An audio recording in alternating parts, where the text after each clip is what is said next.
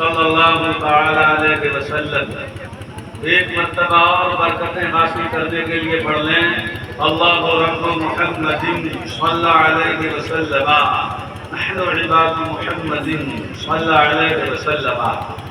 ایک مرتبہ نبی، آل نبی، اصحاب نبی پر بھی پڑھے، صلی اللہ علیہ نبی کی امی کی وآلہ وآصحابہ وبارک وسلم، صلاۃ و سلام علیک یا رسول اللہ صلی اللہ وسلم علیک یا حبیب اللہ علیہ الصلوۃ والسلام۔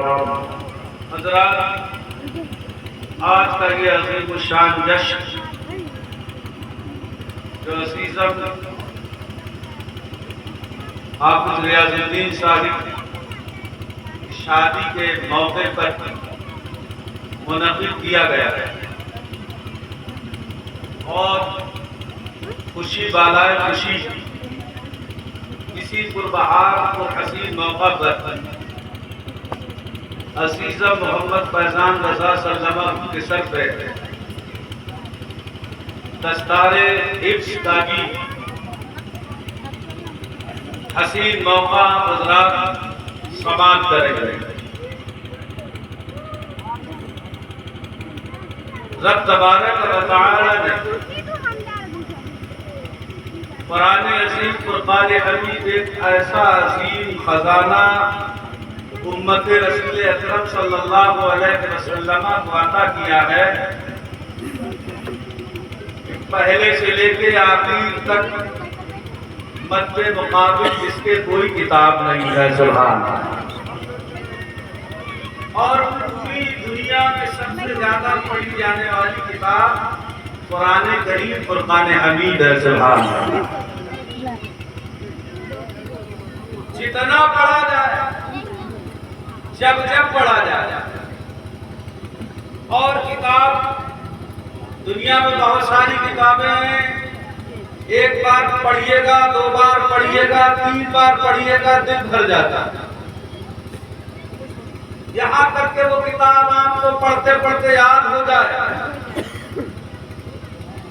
دل بھر جائے گا، لیکن قرآن کا یہ اعجاز ہے کہ اسے جتنا پڑھا جائے گا، جب پڑھا جائے گا، دل آسودہ نہیں ہوں گے، دل بھرے گا نہیں، بلکہ جتنا دل لگا کے پڑھتا جائے گا اتنا ہی مزہ آئے گا، سبحان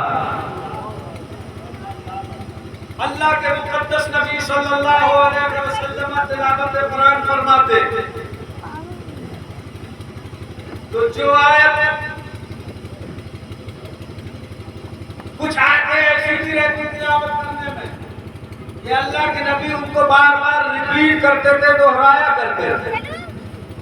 امت کو یہ درس تھا، صحابہ کو یہ درس تھا کہ جب قرآن کی تلاوت کیا کرو اور جو آیت تمہارے دل کو زیادہ چھو جائے اس کو بار بار پڑھا کرو، جتنی بار پڑھو گے وہ تمہارے دل کو، تمہارے دماغ کو معطر، منور، مجلہ کر دے گی، سبحان۔ جو قرآن جس کو نازل کیا گیا،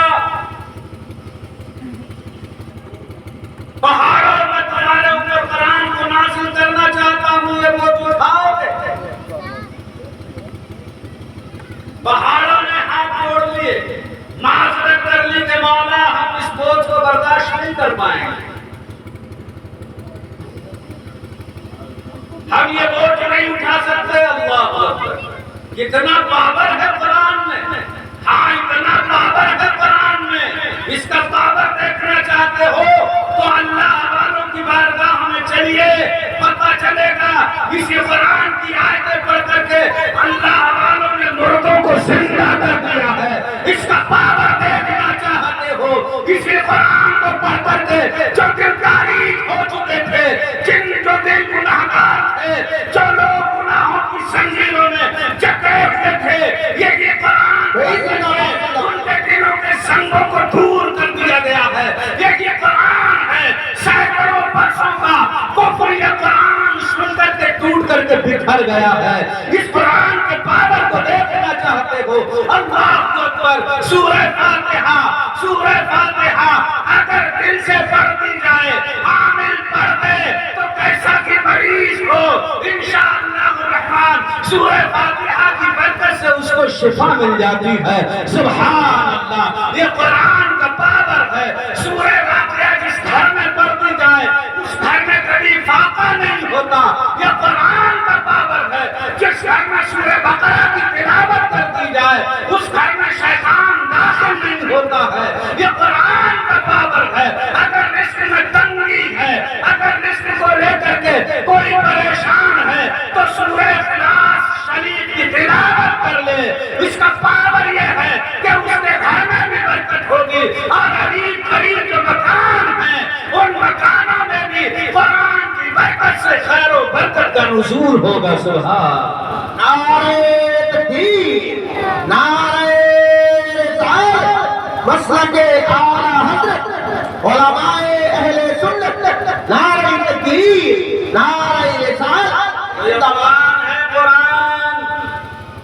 دنیا کی کوئی کتاب آپ پڑھیں، بڑی بڑی مہنگی اعلیٰ تعلیمات لوگ دلا رہے ہیں بچوں کو، ABCD پڑھنے سے کوئی نیکی نہیں ملتی، چھوٹا بڑا پڑھنے سے کوئی نیکی نہیں ملتی، لیکن یہ قرآن کا فضل ہے کہ ایک حرف پڑھتا ہے، ہر حرف کے بدلے میں رب تبارک و تعالی نیکیاں عطا کرتا ہے۔ سبحان، ایک حرف پڑھتا ہے تو 30 نیکیاں ہیں۔ سبحان اللہ، 30 نیکیاں ہیں ایک حرف پڑھنے سے۔ اللہ اور کیجئے، یہ ایسا خزانہ ہمیں عطا کر دیا گیا، لیکن مقام افسوس یہ ہے کہ شادی سے پہلے قرآن دیا جاتا، کتنا قرآن چھپتا ہے، کتنے ایڈیشن نکلتے ہیں، کتنے قرآن بوسیدہ ہو جاتے ہیں۔ اللہ اکبر، کتنے قرآن دیے جاتے ہیں تحفے اور تحائف میں، لیکن تو گھروں میں صرف سجا کے رکھ دیے جاتے ہیں۔ یہ تو کئی اگر پرسنٹیج نکالا جائے گا، میں یہ سمجھتا ہوں کہ مردوں سے زیادہ عورتیں قرآن پڑھتی ہیں۔ یہ الگ بات ہے کہ پڑھنے کے انداز، پڑھنے کا انداز کیا ہے، لیکن قرآن جائیے ان عورتوں کی ہمتوں کے اوپر کہ مرد کو جمعے کی نماز پڑھ لیتے ہیں، اس کے بعد انہیں فرصت نہیں ہے، لیکن یہ عورتیں ہیں جو گھر کا کام میں نپٹاتی ہیں، اور جمعے کے دن اللہ نے توفیق دی ہے، جمعے کے دن کچھ نہ کچھ قرآن سے تلاوت بھی کیا کرتی ہیں۔ سبحان، مردوں کا پرسنٹیج اگر آپ دیکھیں سماج میں دیکھیں گے تو گھروں میں عورتیں تو قرآن پڑھتی نظر آئیں گی، لیکن مرد نے یہی سمجھ لیا کہ ہم نے جمعے کی نماز پڑھ لی ہے، بہت بڑا کام کر دیا۔ یہی وجہ ہے کہ ہمارے گھروں سے جو برکتیں اٹھ گئی ہیں، اب گھروں سے قرآن کی تلاوت کی آوازیں نہیں آ رہی۔ گھر میں اگر 10 افراد ہیں تو 2-4 ہی قرآن پڑھ رہے ہیں، باقی غائب سناٹا۔ آپ دیکھیں گے پرسنٹ نکالیں، کتنے ہائی اسکول والے ملیں گے، انٹر والے ملیں گے، BA والے ملیں گے، پوسٹ گریجویٹ ملیں گے، لیکن جب آپ دیکھیں گے تو قرآن پڑھنے والوں کا جو اشاریہ ہے بہت کم نظر آئے گا۔ وجہ یہ ہے کہ ہم نے یہ سمجھ لیا ہے کہ قرآن پڑھنے سے ملے گا کیا، قرآن پڑھنے سے ملے گا کیا۔ اور میں آپ کو بتاتا ہوں، اسی ہندوستان کی سرزمین پہ نبی کا ایک شہزادہ آیا تھا جسے غریب نواز کے نام سے پورا ہندوستان یاد کرتا ہے، جو ہندوستان کے راجا کہلاتے ہیں، ہندوستان کے بادشاہ کہلاتے ہیں۔ وہ فزکس پڑھ کر کے نہیں آئے تھے، وہ کیمسٹری پڑھ کر کے نہیں آئے تھے، وہ باٹنی پڑھ کر کے نہیں آئے تھے، وہ دنیا کا علم حاصل کر کے نہیں آئے تھے، وہ ہندوستان کی سرزمین پہ آئے تھے تو عشق رسول لے کر کے آئے تھے، قرآن لے کر کے آئے تھے، حدیث مصطفیٰ لے کر کے آئے تھے۔ نبی کے شہزادے نے ہندوستان کی سرزمین پہ قدم رکھا اور اسلام کے پرچم کو بلند و بالا کر دیا۔ اللہ اکبر، لوگوں نے ستانا شروع کیا، لوگوں نے بھگانا چاہا، لیکن نبی کا شہزادہ اپنی مرضی سے نہیں آیا تھا، بلکہ مدینے والے نے غریب نواز کو ہندوستان بھیجا تھا۔ بھیجنے والے کی پاور کو دیکھو، اللہ اکبر، بھیجنے والے کی پاور کو دیکھو۔ اس وقت کا جو راجا تھا اس میں مقابلے کا اسٹیج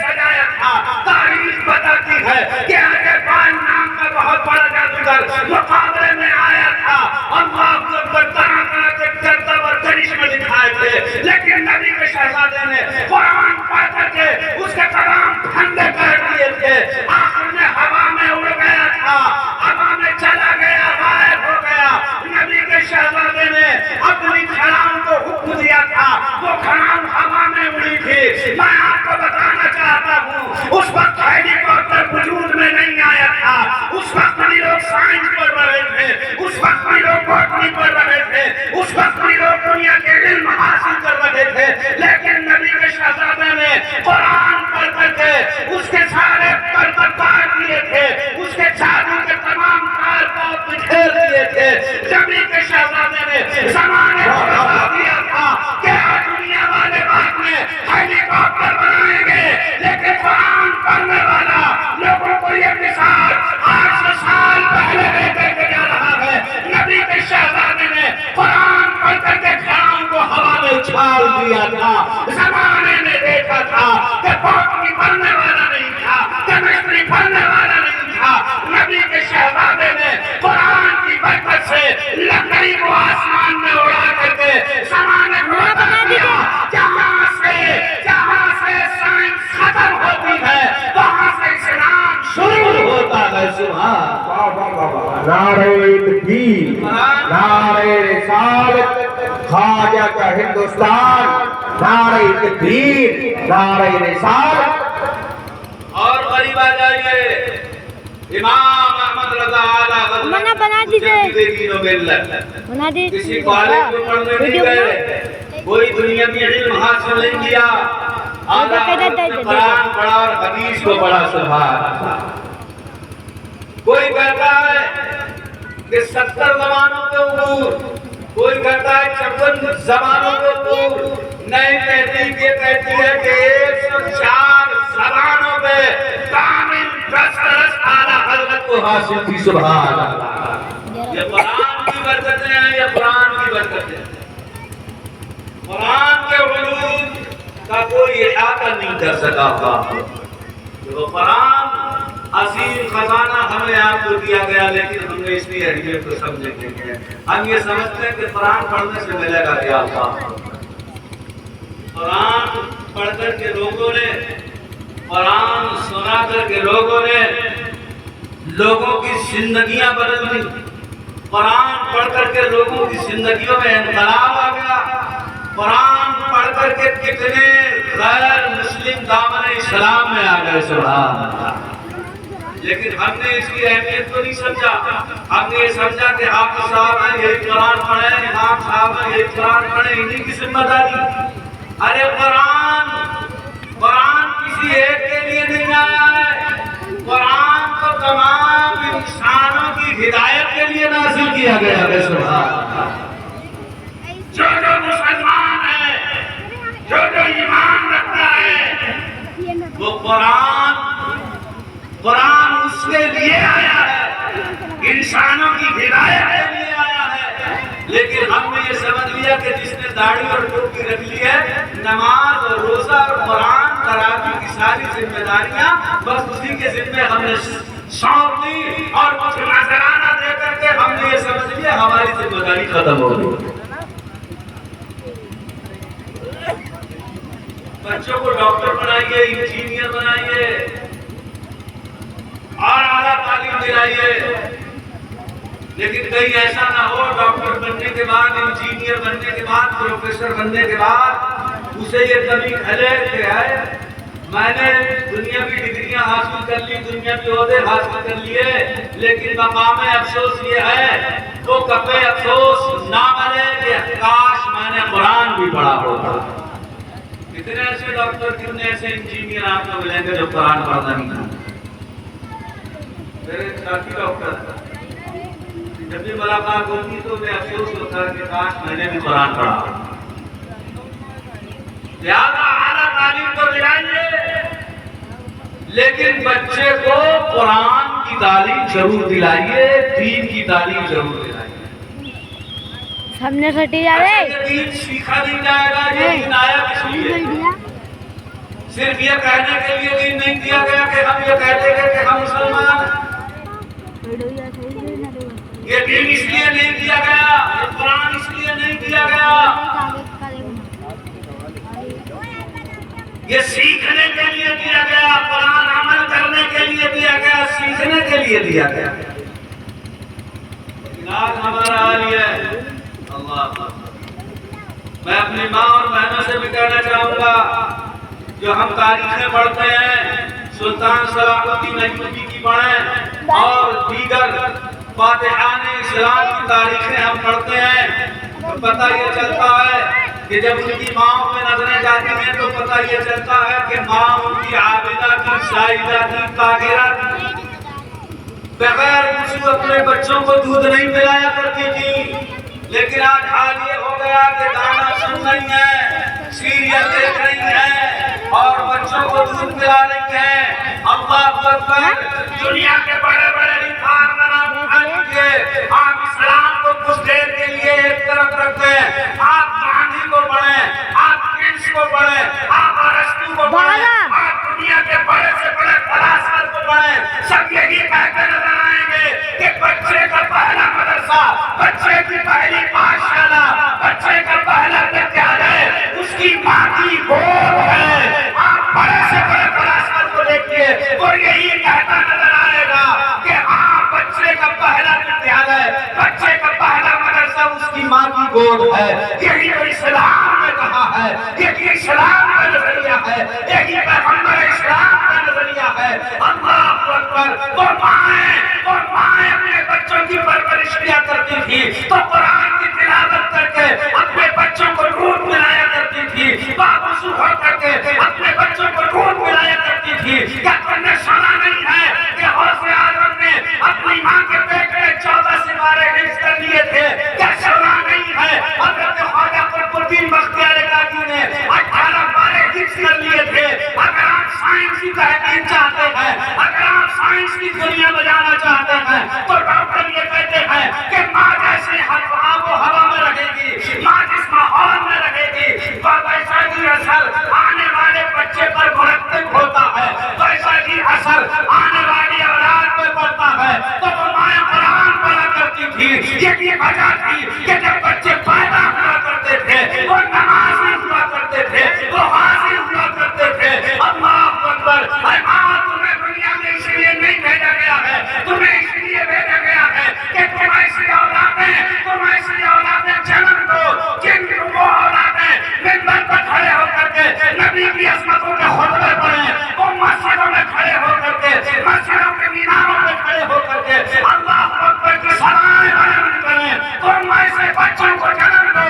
جب ضرورت پڑے اسلام کے لیے تب وہ اپنی جانوں کے نذرانے اسلام کی بقا اور تحفظ کے لیے پیش کرتے نظر آئے۔ سبحان اللہ۔ لیکن آج شیرازہ بکھر گیا، ماں نے اپنی ذمہ داریاں صحیح طریقے سے نبھانا چھوڑ دی، اور واقعہ حال تو یہ ہے کہ صبح کو نکلے تو شام کو آئے،